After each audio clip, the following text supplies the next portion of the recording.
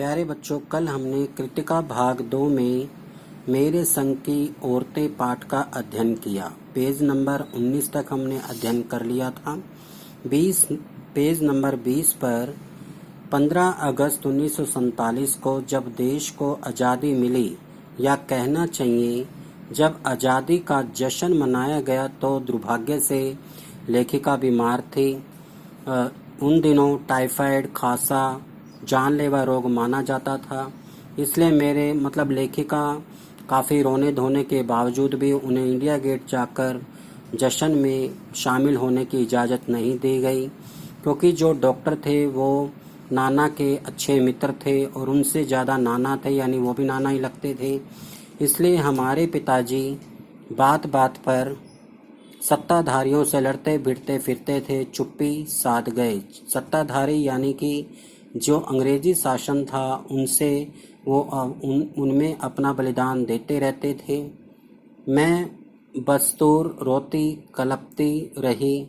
क्या कोई बच्चा इकलौती गुड़िया के टूट जाने पर रोया होगा?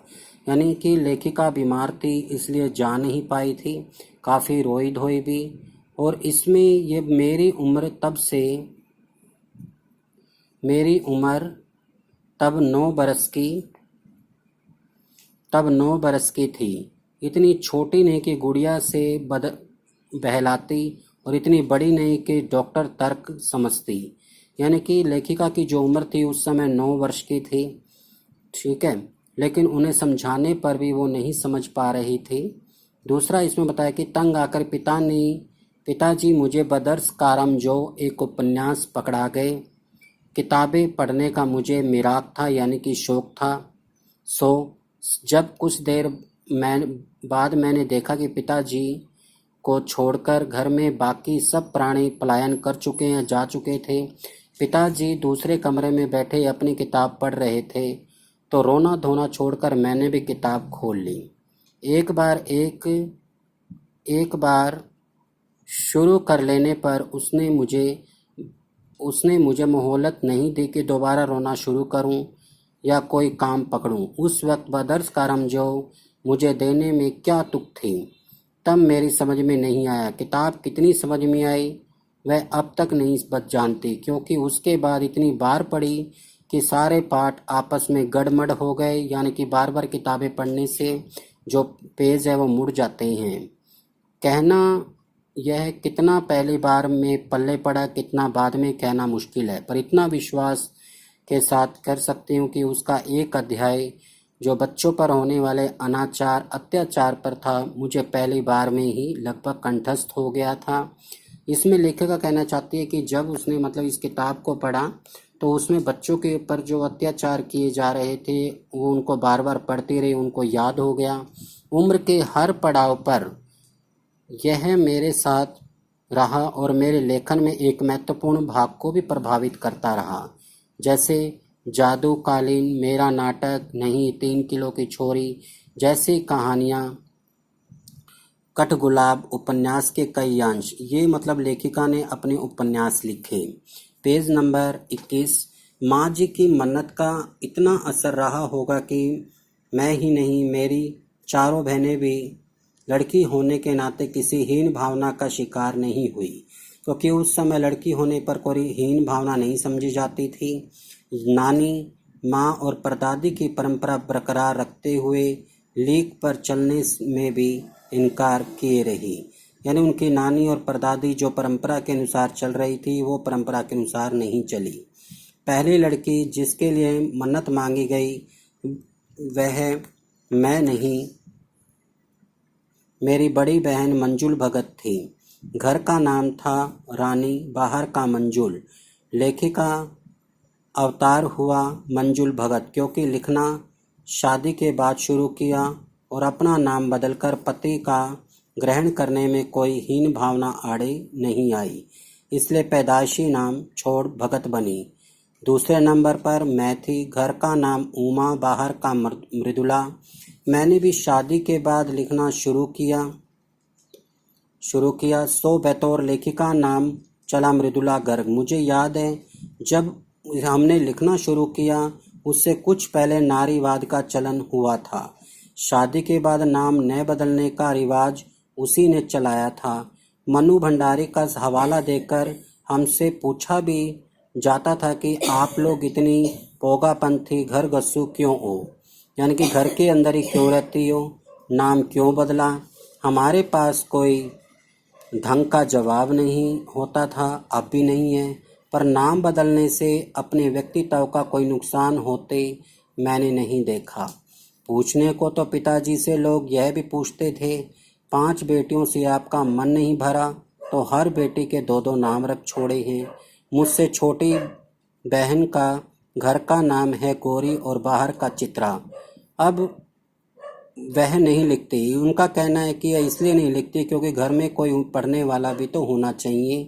खैर, उसके बाद जब चौथी 5वीं बेटियां पैदा हुई, पिताजी ने इतनी बात जानने की सुनी तो उसका एक एक नाम ही रखा, रेणु और अचला। 5 बहनों के बाद एक भाई हुआ राजीव। मज़े की बात है कि बीच की 2 बहनें ही लेखन में गई रही। अचला और राजीव फिर उसमें न जा फंसे। अचला मुझसे 8 साल छोटी है और वक्त के बदलाव की राज रखते हुए अंग्रेजी में लिखती है, पर राजीव फिर हिंदी के हवाले। यानी लेखिका ने इसमें बताया कि उनकी जो बहनें थी चित्रा और रेणु, वो लेखिका नहीं बनी, लेकिन उनका जो भाई है वो साहित्य लिखने में माहिर थे। पेज नंबर 22 पर हम 4 लिखते हैं और तमाम खानदान हमें पढ़ता है। हम 4 यानी कि लेखिका बता रही कि हम 4 बहनें लिखती हैं और सारा परिवार उनके साहित्य को पढ़ता है। मेरी ससुराल में मुझे कोई नहीं पढ़ता, यानी उनके साहित्य को नहीं पढ़ा जाता। इस तथ्य को हजम करने में मुझे काफ़ी वक्त लगा। फिर उसके फ़ायदे भी नज़र आने लगे। कम से कम घर के भीतर तो मुझे हिंदी आलोचना बुद्धि से 2-4 नहीं होना पड़ता था, यानी कि जो हिंदी आलोचना करने वाले थे वो मुझे घर के अंदर नहीं दिखे। खैर, मैं अपनी नहीं उन देवियों की बात कहना चाहती हूँ जो परदादी की मन्नत के नतीजे धरती पर आई और लेखिक नहीं बनी। जो बनी उन्हें सांस लेने की ज़रूरत कुछ ज़्यादा हो, समझ में आता है। जैसा मेरे पिताजी एक बार मंजुल से कहा था, कोई दम नहीं घुटता, सांस लेने की ज़रूरत ही ज़्यादा है। पर यहाँ तो हम शेर तो गैर लेखिका बहनें सवा शेर का मतलब वो लेखिका तो नहीं बनी, लेकिन हमारे से बहुत ज़्यादा मतलब चतुर थी। चौथे नंबर वाली रेणु का आलम यह था कि गर्मी की दोपहरी में स्कूल से वापसी पर जब गाड़ी उसे और उससे छोटी बहन अचला को बस अड्डे से लेने जाती तो रेणु उसमें बैठने से इनकार कर देती। उसका कहना था, मैं यूं थोड़ा सा रास्ता गाड़ी में बैठकर तय करना सामंत शाही का प्रतीक था, यानी कि वो अपने आप अपनी मनमर्जी से काम करती थी। कहने का मतलब यही है, जो शायद था, पर साथ ही पिताजी के अतिरिक्त लाड़ का भी उसे था और रसोइये का खाना खिलाकर जल्दी फारिग करने की लाचारी का भी। माँ तो सब चीज़ों में उदासीन रहती थी, पर पिताजी काफ़ी घुटते बुढ़ते जब देखते कि अचला गाड़ी में बैठी चली आ रही है और रेणु पीछे पीछे पसीने में तरबतर खरामा खरामा का मामला होता है धीरे धीरे। बचपन में एक बार चुनौती दिए जाने पर उसने जनरल थिमैया को पत्र लिखकर उसका चित्र मंगवा लिया था, जो एक मोटरसाइकिल सवार जवान आकर उसके हाथ में दे गया था। पड़ोस में उसका रुतबा काफ़ी बढ़ गया था। गाड़ी में बैठने के साथ उसे इम्तिहान देने से भी परहेज था। स्कूल तो जैसे जैसे पास कर लिया, पर जब बीए का इम्तिहान देने की बारी आई वह अड़ गई। पहले मुझे समझाओ कि बीए करना क्यों ज़रूरी है, क्योंकि उनके पिताजी उन्हें बीए करवाना चाहते थे, लेकिन वो पढ़ना नहीं चाहते थे। तब मैं इम्तिहान दूंगी अगर मुझे यकीन आ गया कि हाँ कोई फ़ायदा है, वरना नहीं।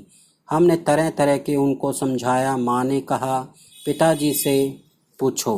पिताजी ने कहा, नौकरी कर पाओगी, शादी कर पाओगी, लोग इज्जत से देखेंगे। अनेक तरह के तर्क दिए, कोई तर्क विश्वसनीय नहीं लगा, न रेणु को न खुद उन्हें। आखिर उन्होंने उसी कुतर्क का सहारा लिया जो युगों से माँ बाप के काम आता रहा है। कहा बीए करो क्योंकि मैं कह रहा हूँ। रेणु ने बीए तो कर लिया, सिर्फ पिताजी की खुशी के लिए, यानी पास होने लायक नंबर लाकर।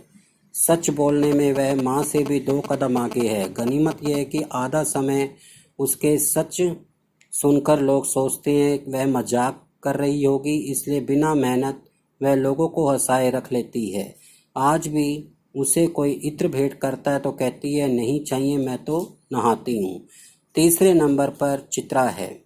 वह कॉलेज तो जाती थी पर खुद पढ़ने में ज़्यादा दिलचस्पी औरों को पढ़ाने में रखती थी, इसलिए इम्तिहान में उसके अंक कम और उसके शागिर्दों के यानी कि शिष्यों के ज़्यादा आते थे। पर अपने यहाँ सब चलता था। उसकी शादी का वक्त आया तो उसने एक नज़र में लड़का पसंद करके ऐलान कर दिया कि शादी करेगी तो उसी से। मुश्किल यह था कि हमारे माँ बाप ही ने खुद लड़का भी उसके निर्णय से वाकिफ़ नहीं था, पर उसका कहना था वह तो सोच लेती है, करके रहती है। उसकी शादी उसी लड़के से हुई। कोई मुश्किल पेश नहीं आई। आती क्यों? उसने कहा मैं पहली मुलाकात में उसे बतला दिया था कि मैं जो सोच लेती हूँ होकर रहता है। तो उसने बात आगे खींची ही नहीं, पहली मुलाकात में ही हथियार डाल दिए। हम में सबसे छोटी बहन अचला काफ़ी दिनों तक कुछ कम खिसकी मालूम पड़ती रही। पिता का कहा मानकर पहले अर्थशास्त्र किया, फिर पत्रकारिता में दाखिला लिया, ढंग से पढ़ाई की, पास हुई।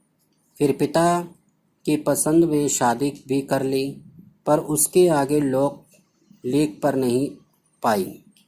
पत्थर घर बार में मन ज़्यादा रुचा नहीं और मंजुल और मेरी तरह उम्र के 30 बरस पार करते ही लिखने का रोग लग गया। एक बात हमने एक सीख रही, घर बार को परंपरागत तरीके से हमने भले न चलाया हो, उसे तोड़ा भी नहीं। शादी एक बार की, उसे कायम रखा, चाहे तलाक के कागार पर खड़ी चली हो, पर कागार तो डूबी रही। शायद इसलिए कि जैसा मैंने अपने उपन्यास में लिख डाला था, हम सभी विश्वास करती रही कि मर्द बदलने से कोई प्रयोजन सिद्ध नहीं होता। घर के भीतर रहते हुए अपनी मर्जी से जो जी लो वो काफ़ी है। शादी के बाद मैं बिहार के एक छोटे कस्बे डालमिया नगर में रही। वहाँ मर्द औरतें चाहे पति पत्नियाँ क्यों ना हो, पिक्चर देखने जाते तो अलग अलग दड़बों में बैठते, यानी अलग अलग जगह पर बैठते। मैं दिल्ली में कॉलेज की नौकरी छोड़कर वहाँ पहुँची और नाटकों में अभिनय करने की शौकीन रही थी। मैंने उसके चलन से हार नहीं मानी। साल भर के भीतर उन्हीं शादीशुदा औरतों के पराए मर्दों के साथ नाटक करने के लिए मना लिया। अगले 4 साल तक हमने कई नाटक किए। अकाल राहत कोष के लिए उन्हीं के माध्यम से पैसा भी इकट्ठा किया। वहाँ से निकले तो कर्नाटक के एक छोटे से कस्बे बागलकोट में पहुँच गई। तब तक मेरे 2 बच्चे हो चुके जो स्कूल जाने लायक उम्र पर पहुँच गए, पर वहाँ कोई ढंग का स्कूल नहीं था। लोगों की राय पर मैंने पास के कैथोलिक बिशप के दरख्वास्त की। उसका मिशन वहाँ के सीमेंट कारखाने की आर्थिक मदद से हमारे कस्बे में एक प्राइमरी स्कूल खोल दे।